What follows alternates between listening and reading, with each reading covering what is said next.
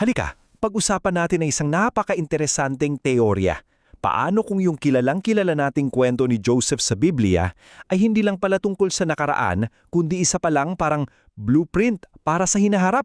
Ating aalamin ngayon ang isang pananaw na nagsasabing ito ay isang nakatagong propesya.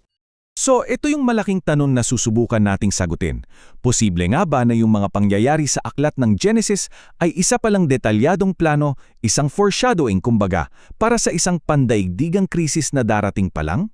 Tara, samahan niyo akong alamin ang argumentong ito. Okay, para masundan natin ng maayos ang lohika nito, hahatiin natin yung usapan sa 5 bahagi. Uumpisahan natin sa ideya ng propesiya at yung 2 klase ng tagutom. Tapos, titingnan natin yung mga simbolikong tauhan, yung mga hakbang sa pagkontrol, at syempre, sa dulo, yung huling pagpili na kakarapin daw nating lahat. Sige, umpisahan na natin sa unang bahagi. Paano nga ba nagiging propesiya ang isang kwentong akala natin ay tungkol lang sa kasaysayan? Dito pumapasok yung konsepto ng type o sa teolohiya, typology. Napakahalaga nito para maintindihan natin yung buong argumento. Ang sinasabi ng ating source, yung kwento ni Joseph ay hindi lang basta kwento. Isa raw itong huwaran o modelo na nagpapakita ng mga mangyayari sa mga huling araw. Ika nga, yung taggutom na naranasan niya, anino lang daw yon ng isang mas malaki at mas matinding krisis na darating. Ngayon, pagkumparahin naman natin. Ano ba ang pagkakaiba at pagkakatulad nitong 2 krisis na sinasabi? Dito natin makikita yung pinagkaiba.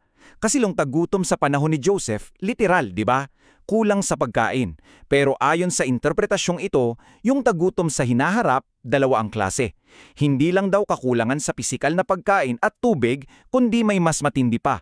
Isang espiritual na pagkauhaw, yung paghahanap sa salita ng Diyos at sa katotohanan. Eto na. Dito na nagiging mas malalim yung usapan. Dito napapasok yung pinakapuso ng interpretasyon. Kung ito ay propesiya, sino sa modernong panahon? Ito yung pinakasusi ng buong paliwanag.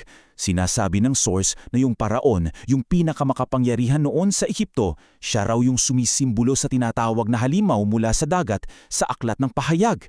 Si Joseph naman na siyang nagpatupad ng buong sistema, siya raw yung halimaw mula sa lupa o yung bulaang propeta. At yung mga ordinaryong Ehipsyo, yung mga taong nagpasakop para lang makakain, sila raw yung kumakatawan sa mga sasamba sa halimaw. So, gets nyo, yung pinakakrusyal na punto dito ay yung pagkakatilad ng paraan. Noon, pagkain ang ginamit na instrumento para makontrol ang mga tao.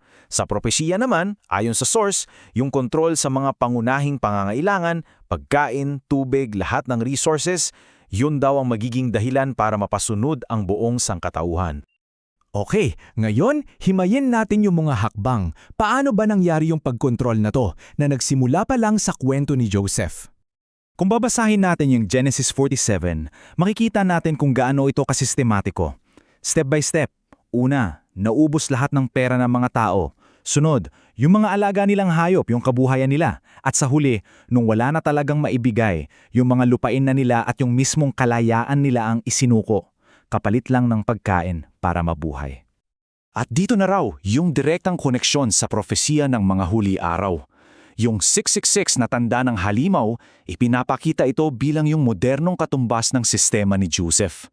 Ito raw yung magiging mekanismo kung saan yung simpleng pangangailangan nating bumili at magbenta para lang mabuhay ay mahigpit na itatali sa isang akto ng pagsamba at total na pagpapasakop.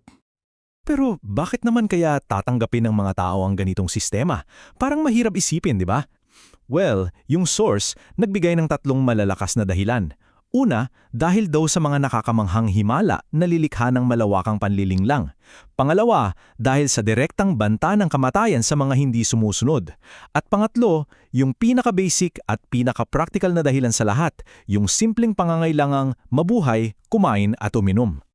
At lahat ng ito, dinadala tayo sa huling bahagi, yung theological na bakit at yung mga magiging resulta ng lahat ng pangyayaring to. Siyempre, ito yung isang mabigat na tanong na papasok sa isip natin. Kung ang Diyos ay sobrang makapangyarihan at mabuti, bakit niya papayagan na mangyari ang ganitong kalawak at kalakas na panlilinlang? Ang sagot, ayon sa material na sinusuri natin, ay para daw sa katarungan.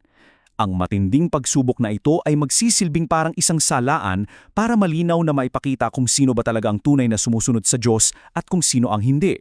Para daw, pagdating ng paghuhukom, walang sino man ang makakapagsabi na hindi ito makatarungan dahil nakita ng buong sanlibutan ang naging pagpili ng bawat isa. At sa pinakadulo, dalawa lang daw talaga ang landas na pwedeng tahakin. Simple lang, yung isa, yung pagsunod sa sistema para mabuhay ka ng pansamantala pero hahantong naman sa paghuhukom. Yung isa naman ay yung pagtanggi na posibleng mga hulugan ng kamatayan. Pero ayon sa pananaw na ito yung paraan para mapatunayan ng katapatan sa mga utos ng Diyos. Ipinapakita rin ng source ang isang timeline ng mga huling kaganapan. May 42 buwang paghahari daw ang halimaw kung saan magiging martir ang mga banal. Susundan ito ng pagkabuhay na muli ng mga martir, tapos yung pagbuhos ng 7 salot sa mga sumamba sa halimaw, at sa pinakahuli, ang paglikha ng isang bago at naipanumbalik na mundo. So para i-summarize, ang buong argumento ay ito. Yung naranasan ni Joseph at ng buong Ehipto ay hindi lang basta kasaysayan. Isa raw itong pattern na paulit-ulit na mangyayari. Isang detalyadong babala na inilatag na pala libu-libong taon na ang nakalipas para maging gabay at pagsubok para sa ating hinaharap. Kaya iiwan ko kayo sa tanong na ito para pag-isipan. Kung ang kwento ni Joseph ay may ganito pala kalalim na posibleng kahulugan, ano pa kayang ibang mga sinaunang kwento sa Biblia ang nagtatago rin ng mga susi, hindi lang para maintindihan ang nakaraan, kundi para maging handa sa kinabukasang hinaharap nating lahat?